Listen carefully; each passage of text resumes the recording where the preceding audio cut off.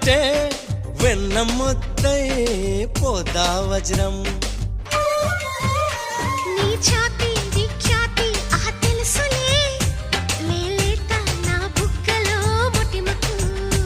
నీ నడుము హరివిల్లు కవలలు అని ఆకాశం దిగి వచ్చి పలికిందిలే.